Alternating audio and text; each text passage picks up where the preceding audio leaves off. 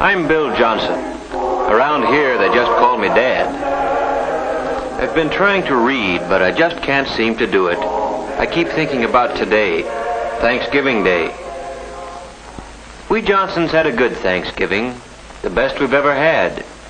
And I can't help thinking that what made it better was a real feeling of thankfulness.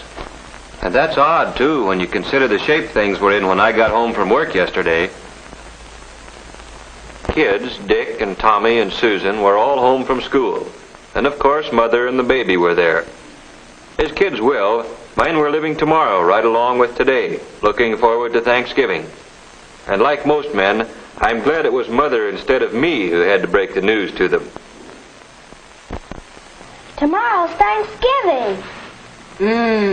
Turkey and dressing and pie and cake. And fruit salad and whipped cream and cranberries. Gee, I can hardly wait. Me too. Well, you know, children, we've had a lot of expenses this month, and, well, your father and I thought that... Well, the truth of the matter is, there just won't be any turkey this year. No turkey for Thanksgiving? Oh, I'm going to make a pumpkin pie. We'll have plenty to eat, but, well, we'll just have to get along without turkey. Mom, you don't mean it. It won't be Thanksgiving at all. Even the Pilgrims had a feast. After all, isn't that what Thanksgiving's for? I don't think it's fair. And it was right there that I came in, right in the thick of it.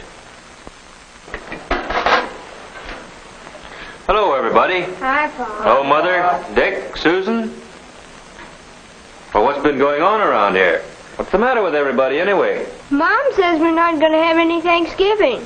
No turkey, no good thing. A fat lot we're going to have to be thankful for. Oh, I don't think you kids really mean that. We do, too. We've always had turkey for Thanksgiving. Yes, and everybody else in the block's going to have it this year. Same as always. Yes, we've always had turkey, just as a lot of Americans have had it, and we'll keep on having it. Turkey on Thanksgiving's a great American tradition. But what you kids are saying makes it sound as if the turkey's the only thing we had to be thankful for. Well, gee whiz, no, Dad. It's not that at all. Oh, I know, Dick.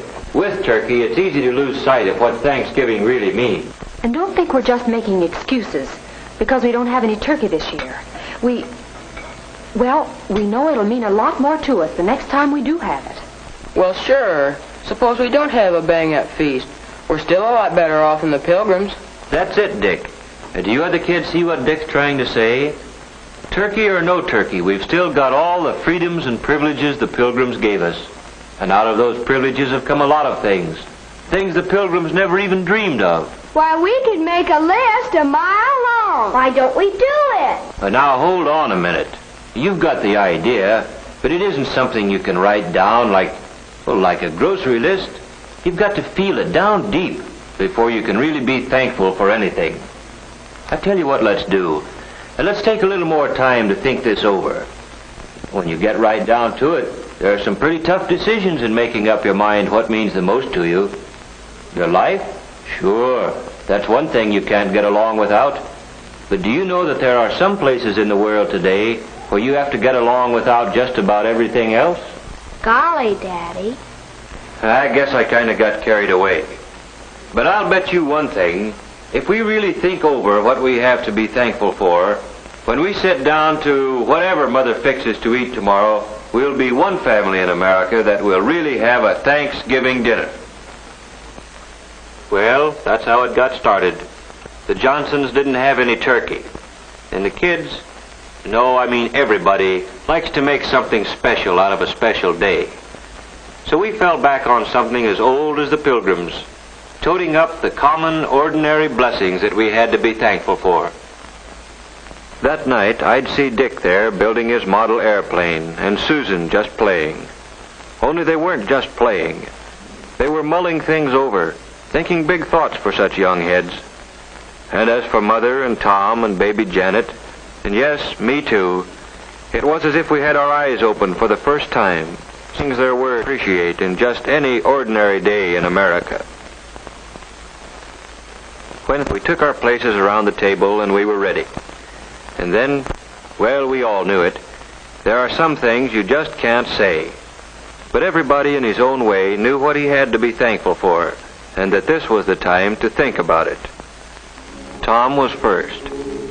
I am thankful for getting plenty to eat all the time, with extras that count, like cookies and milk after school. Like Mom says, I'm hungry all the time anyway, and if I didn't live in a country where there was plenty to go around, golly. And I'm thankful for the free public library, where I can get books about adventure. Jack London, Richard Halliburton. Gee, the way they tell a story is as good as being there yourself. And it's free, with only a library card. Yes, Tommy thought about some of the things he ought to be glad for all the time. And somehow turkey and trimming seemed to matter a whole lot less than he thought they did yesterday. Well, then it was Susan's turn. Susan's a happy-go-lucky kid. You'd never credit her with thinking beyond her dolls, but she got right into the spirit of it. I am thankful we have what we need to wear. Though Mother says it's hard to keep up with us, we grow so fast. I never thought before how many clothes it takes for all kinds of weather, or how it would be to have to do without the right ones. I'm glad to be able to go to Sunday school, or go to any church I want, any Sunday. I'm thankful for my Mother and Daddy, that they are here with us, that both of them aren't too worried about things to take time to have fun with us. I'm glad we're a family, that families are still important in America. I guess Dick, being the oldest, was having some pretty serious thoughts.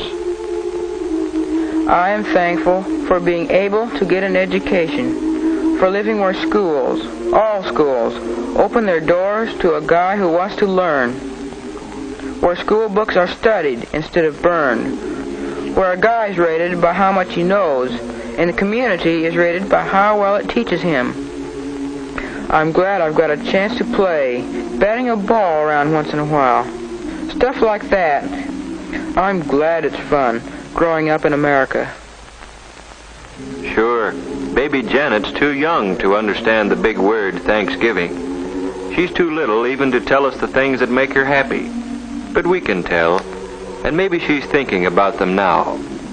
Maybe she's thinking about the fun of splashing around in the tub and about how good it feels to be clean.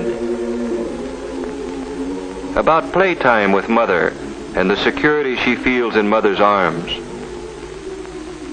And as for Mother, seems she's always working, cooking, ironing, tending children, daylight to dark. What does she have to be thankful for? I am thankful that my children had the privilege of being born safely and of growing up healthy and strong. I'm thankful that I have the privilege of guiding them as they become useful men and women. And I'm thankful for all the things our American system makes possible for the Smiths and the Browns and the Johnsons. For washing machines, hot water out of a tap, and a telephone to call the doctor when one of the family is sick. A car to get Dad to work. Yes, I'm thankful for all the things free people working together can produce. I'm thankful that when my neighbor drops in to borrow a cup of flour, we've got the right to talk about anything we want to. The parent-teacher project, the new mayor, or Jane Jones' hat. And last of all, I'm truly thankful for the peace of mind that Dad's job brings, for knowing that even though there are lots of luxuries we can't afford, there still will always be enough to go around for the things we have to have. I'm glad Dad doesn't work slave hours, that there are evenings and Sundays and vacations when we can all be together. That's Mother for you, grateful for what America means to her family. And now for me. I've got so many things to be thankful for. I'm thankful for this house.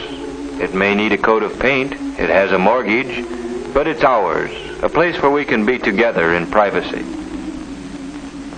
And I'm thankful for the thing that makes this house our home, the happiness here, Not just today or on Christmas morning, but on a day-to-day basis all through the year. For knowing that a knock on our door means nothing to fear.